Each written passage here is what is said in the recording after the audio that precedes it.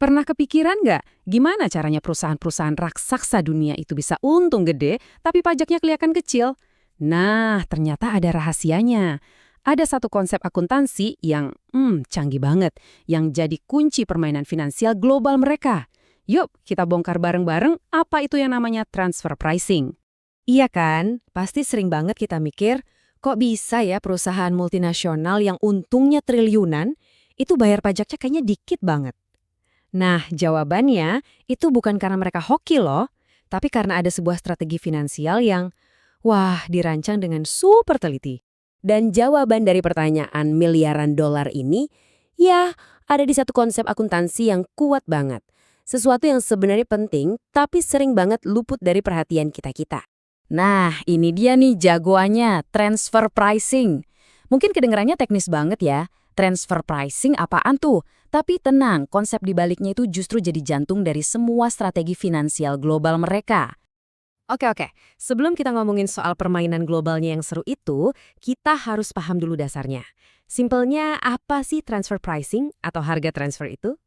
Gini deh gampangnya, ini tuh bukan harga yang kamu lihat di rak supermarket ya. Anggap aja ini harga internal atau ya harga khusus keluarga. Harga ini dipakai pas satu divisi di dalam perusahaan jual barang atau jasa ke divisi lain di perusahaan yang sama.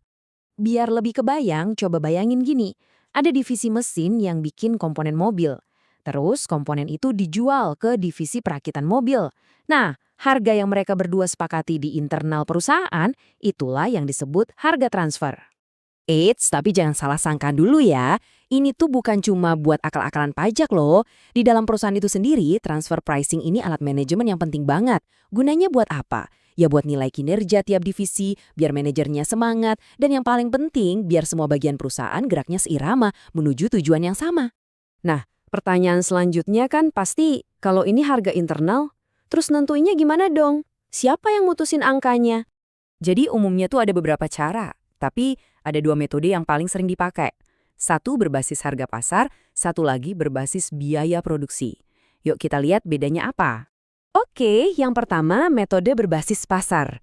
Idealnya, harga internalnya itu ya sama aja kayak harga kalau dijual ke orang luar. Ini dianggap paling fair. Tapi, masalahnya, seringkali komponen yang dibuat itu spesifik banget. Jadi nggak ada harga pasarannya. Nah, alternatifnya adalah metode berbasis biaya. Ini gampang banget ngitungnya, tinggal hitung ongkos produksi.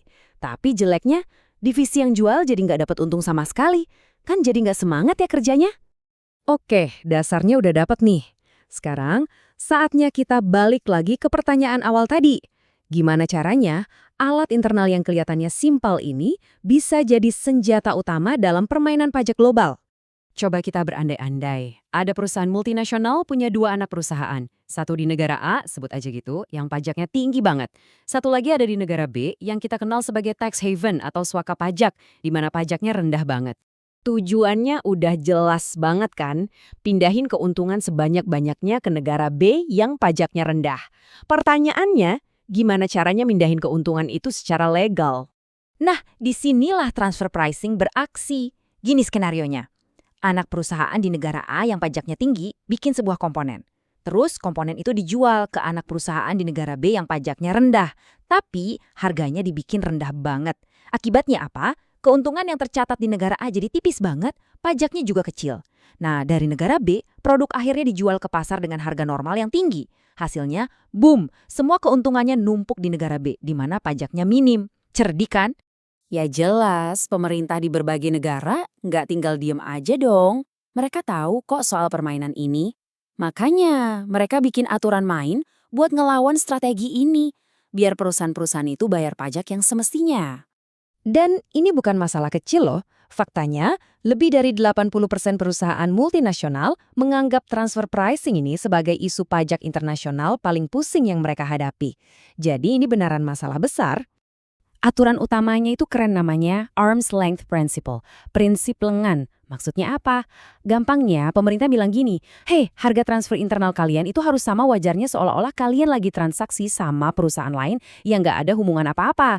Tujuannya apa? Ya jelas, buat nyetop perusahaan pasang harga super murah yang nggak masuk akal, cuma buat ngehindarin pajak. Oke, setelah kita bahas panjang lebar, jadi apa nih kesimpulan utamanya soal transfer pricing? Yuk kita rangkum. Transfer pricing ini ibarat koin dengan dua sisi. Di satu sisi, ini alat manajemen internal yang super penting buat bikin perusahaan efisien. Tapi di sisi lain, begitu urusannya udah lintas negara, wujudnya berubah jadi salah satu strategi perencanaan pajak global yang paling kuat sekaligus paling kontroversial. Jadi pertanyaannya balik lagi ke kita. Transfer pricing ini sebenarnya alat bisnis yang vital atau cuma sebuah celah hukum buat dieksploitasi? Garis batasnya itu tipis banget. Dan mungkin jawabannya adalah keduanya. Gimana menurut Anda?